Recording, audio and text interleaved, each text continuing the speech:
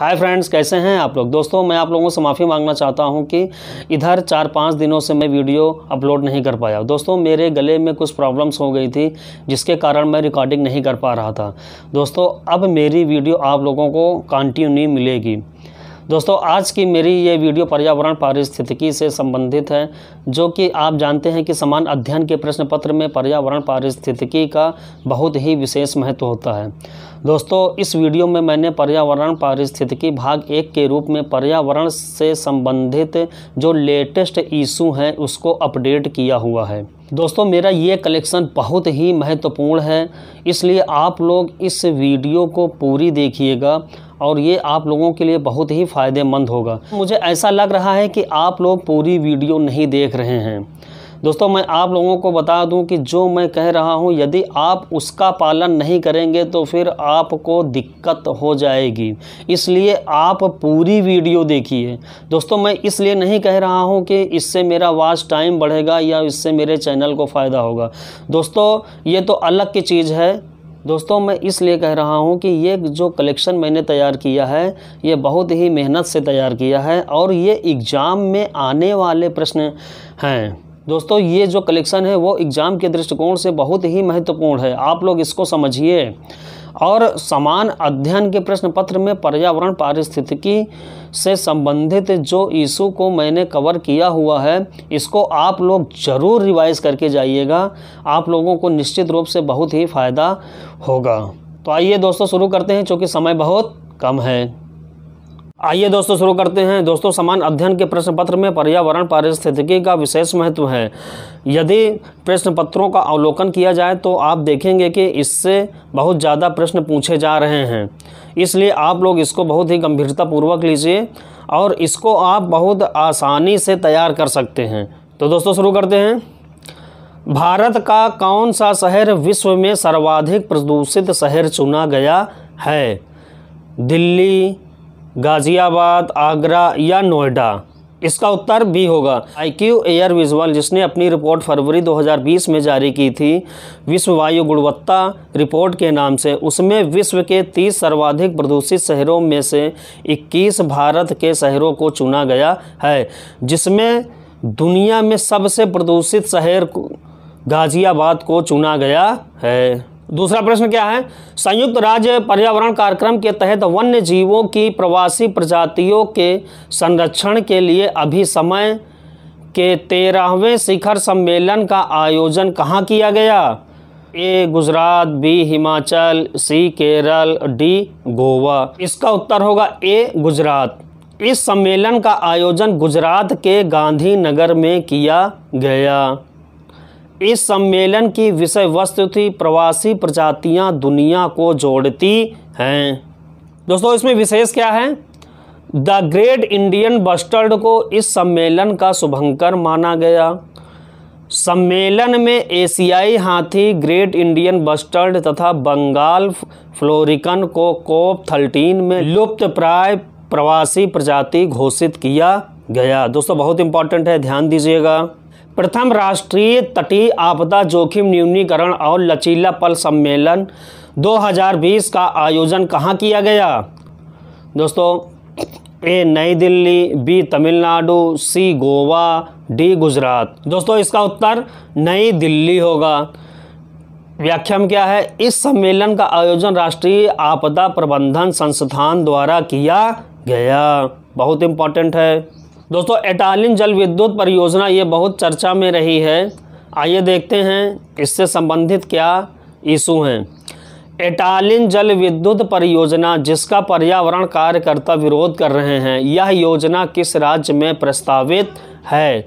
ए Assam, B Manipur, सी Arunachal Pradesh, D Mizoram? दोस्तों इसका उत्तर होगा सी अरुणाचल प्रदेश।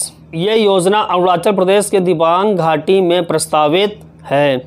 इस परियोजना के अंतर्गत दिबांग की सहायक नदियों दिर तथा टेंगो पर 2 बांधों के निर्माण का प्रस्ताव है। इस परियोजना से जैव विविधता अत्यधिक प्रभावित होने की आशंका है, इसीलिए वहां के पर्यावरण कार्यकर्ता जो है इसका विरोध कर रहे हैं। विशेष में क्या है दोस्तों?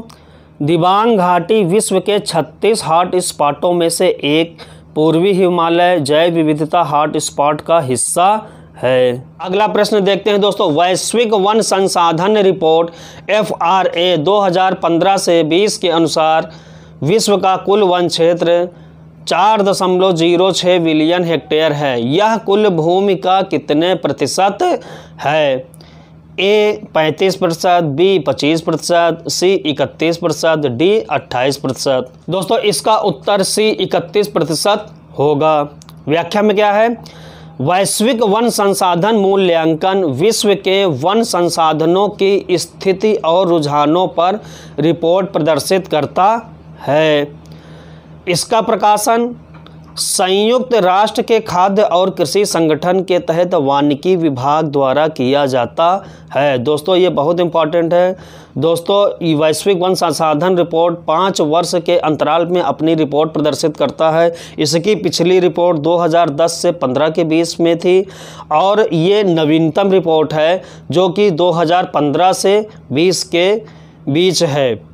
इसी से रिलेटेड अगला प्रश्न है, वैश्विक वन संसाधन मूल्यांकन 2015 से 20 में वैश्विक स्तर पर वनों की कटाई की दर क्या थी? A 10 million hectare, B 8 million hectare, C 15 million hectare, D 12 million hectare. दोस्तों इसका उत्तर होगा A 10 मिलियन हेक्टेयर। व्याख्या में क्या है? 2010-15 में वनों की कटाई की दर 12 मिलियन हेक्टेयर थी।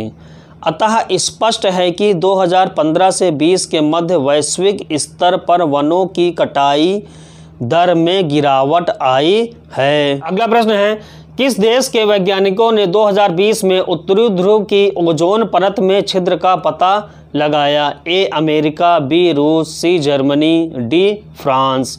इसका उत्तर होगा C जर्मनी। व्याख्या में क्या है? जर्मनी एरोस्पेस के वैज्ञानिकों ने उत्तरी ध्रुव की ओजोन परत में छिद्र का पता लगाया। विशेष में क्या है दोस्तों? यह छिद्र लगभग 1 मिलियन वर्ग किलोमीटर में विस्तृत था। दोस्तों इसका उत्तर होगा C थाईलैंड। व्याख्या में क्या है? अम्फान चक्रवात की उत्पत्ति बंगाल की खाड़ी में हुई। भारत में यह पश्चिम बंगाल के दीघा तट से टकराया। दोस्तों ये बहुत इंपॉर्टेंट है, इसको ध्यान दीजिएगा। बंगाल की खाड़ी में आए तूफान तितली का नामकरण किस देश ने किया था? A Maldives, B Pakistan, C Oman, D Bharat. दोस्तों इसका उत्तर होगा B पाकिस्तान। दोस्तों एक प्रश्न ये उठता है, ये जो चक्रवात आते हैं इसका नामकरण कौन करता है? इसके लिए क्या प्रावधान किए गए हैं? आइए देखते हैं। हिंद महासागर क्षेत्र में आने वाले 8 देशों में तूफान का नाम रखने की शुरुआत 2004 ईस्वी में हुई। इसके लिए पहल भारत ने की थी। हिंद महासागर क्षेत्र में बांग्लादेश, भारत, मालदीव, म्यांमार, ओमान, पाकिस्तान और थाईलैंड आते हैं। दोस्तों ये देश जो है बारी बारी से तूफानों का नाम रखते हैं। विशेष में क्या है? 2018 में ईरान, कतर, सऊदी अरब, UAE और यमन को भी इस सूची में शामिल कर लिया गया। अगला प्रश्न, जलवायु परिवर्तन पर संयुक्त राष्ट्र फ्रेमवर्क संधि में शामिल देशों COP 25वें सम्मेलन का आयोजन किस देश में हुआ? A France, B Germany, C Spain, D Italy. दोस्तों इसका उत्तर होगा C। दोस्तों इसका आयोजन स्पेन की राजधानी मैड्रिड में हुआ था। दोस्तों जलवायु परिवर्तन से संबंधित यह एक बहुत ही महत्वपूर्ण सम्मेलन होता है। दोस्तों इस सम्मेलन में भारत की ओर से प्रकाश जावड़ेकर ने प्रतिभाग किया। ये कभी कभी पूछ लिया जाता है कि फला सम्मेलन में भारत की ओर से किसने प्रतिभाग किया, इसीलिए मैंने इसका उल्लेख किया है।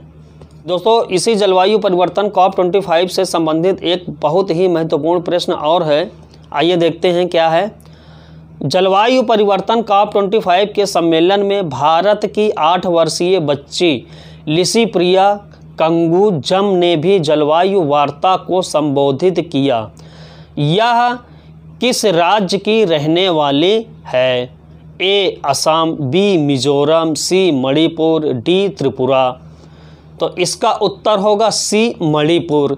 दोस्तों ये हमारे लिए बहुत ही गर्व की बात है कि हमारे देश की 8 वर्षीय बच्ची ने जलवायु परिवर्तन वार्ता को संबोधित किया। व्याख्या में क्या है? मणिपुर की लिसिप्रिया कंगुजम जलवायु वार्ता में अपनी बात रखने वाली सबसे कम उम्र की जलवायु कार्यकर्ता है। दोस्तों एक और बहुत महत्वपूर्ण प्रश्न है, पेरिस में हुए जलवायु परिवर्तन समझौते में भारत ने 2030 तक कितने प्रतिशत कार्बन कटौती का लक्ष्य रखा है? दोस्तों बहुत इंपॉर्टेंट है, इसको ध्यान दीजिएगा। ए 20%, बी 25%, सी 35%, डी 30%। दोस्तों इसका उत्तर होगा सी 35%। व्याख्या में क्या है दोस्तों? पेरिस समझौता 2015 में भारत ने घोषणा की थी कि कार्बन उत्सर्जन में जीडीपी के 35% तक की कमी का लक्ष्य 2030 तक हासिल कर लेंगे। दोस्तों पेरिस समझौता 2015 में हुआ था। ये बहुत ही महत्वपूर्ण सम्मेलन था और इसमें भारत ने घोषणा की थी कि वह कार्बन उत्सर्जन में जीडीपी के 35% तक की कमी का लक्ष्य 2030 तक हासिल कर लेंगे। दोस्तों ये बहुत इंपॉर्टेंट है, इसको ध्यान दीजिएगा। इसी कड़ी में अगला प्रश्न, पेरिस समझौते के तहत भारत ने नवीकरणीय ऊर्जा के लिए 175 गीगावाट लक्ष्य की घोषणा की थी। प्रधानमंत्री ने हाल ही में संयुक्त राष्ट्र के जलवायु कार्रवाई सम्मेलन में यह लक्ष्य बढ़ाकर कितना कर दिया है?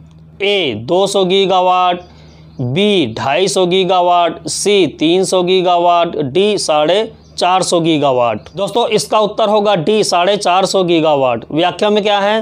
भारत ने संयुक्त राष्ट्र के जलवायु परिवर्तन सम्मेलन 2019 जो कि न्यूयॉर्क में आयोजित हुआ था, इसमें 175 गीगावाट नवीकरणीय ऊर्जा के लक्ष्य को बढ़ाकर 450 गीगावाट कर दिया है। दोस्तों इसमें एक प्रश्न और निकल कर आ रहा है जो कि बहुत इम्पॉर्टेंट है, आप लोग ध्यान दीजिएगा कि जलवायु परिवर्तन सम्मेलन 2019 कहाँ आयोजित किया गया था? तो दोस्तों इसमें मैंने उल्लेख किया है जलवायु परिवर्तन सम्मेलन 2019 न्यूयॉर्क में आयोजित हुआ था। दोस्तों मैं व्याख्या इसीलिए देता हूँ कि इससे भी महत्वपूर्ण प्रश्न निकल कर आते हैं, इसलिए आप लोग बहुत ही ध्यान से इसको पढ़िएगा। दोस्तों आज हमने पर्यावरण पारिस्थितिकी से संबंधित बहुत ही महत्वपूर्ण प्रश्नों को आपके सामने प्रस्तुत किया। दोस्तों एग्ज़ाम देने से पहले आप लोग इसको ज़रूर रिवाइज़ करके जाइएगा क्योंकि ये बहुत ही महत्वपूर्ण कलेक्शन है और इसके एग्ज़ाम में आने की पूरी संभावना है। दोस्तों पर्यावरण पारिस्थितिकी समान अध्ययन प्रश्न पत्र के दृष्टिकोण से बहुत ही महत्वपूर्ण टॉपिक है, इसलिए इससे संबंधित मेरी वीडियो समय समय पर आप लोगों को उपलब्ध होती रहेगी।